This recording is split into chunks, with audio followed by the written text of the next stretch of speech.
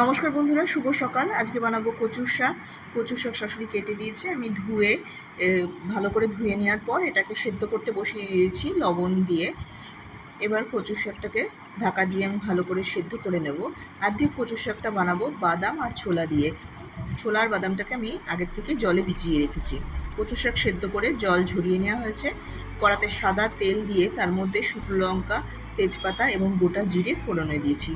ফোড়নটাকে ভাজা ভাজা করবার পর তার মধ্যে আগের থেকে ভেজানো বাদাম আর ছোলাটাকে জল ঝরিয়ে দিয়ে দেব। সেটাকে সামান্য ভাজা ভাজা করে নেব। এটাকে একটু ভাজা ভাজা করে নেওয়ার পর এর মধ্যে দিয়ে দেব পরিমাণ মতন লবণ এবং হলুদ। যেহেতু কচুর শাক বন্ধুরা আমি আগে সেদ্ধর সময় লবণ দিয়েছি, তাই এখানে লবণের পরিমাণ সামান্য কম দেব। লবণ হলুদ দিয়ে বাদাম আর ছোলাটাকে আরেকটু ভাজা ভাজা করে নেব।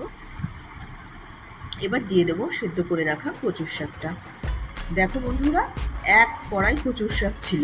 সেদ্ধ করার পর এটা কোন পরিমাণে, এটা আরও কমে যাবে যতক্ষণ পর্যন্ত এটার না জল মরবে, ততক্ষণ পর্যন্ত এটাকে আমরা গ্যাসের মধ্যে নাড়িয়ে যাব।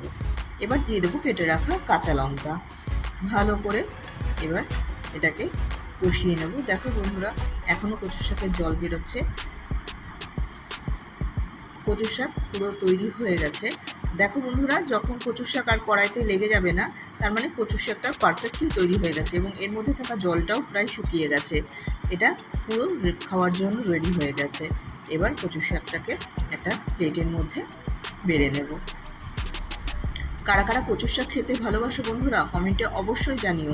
আর যারা যারা আমার চ্যানেলটিকে সাবস্ক্রাইব করোনি, please please please bell icon টিপে সাবস্ক্রাইব করো। আর আমার এই ভিডিওটা তোমাদের যদি ভালো লেগে থাকে তাহলে লাইক এবং শেয়ার করো প্লিজ।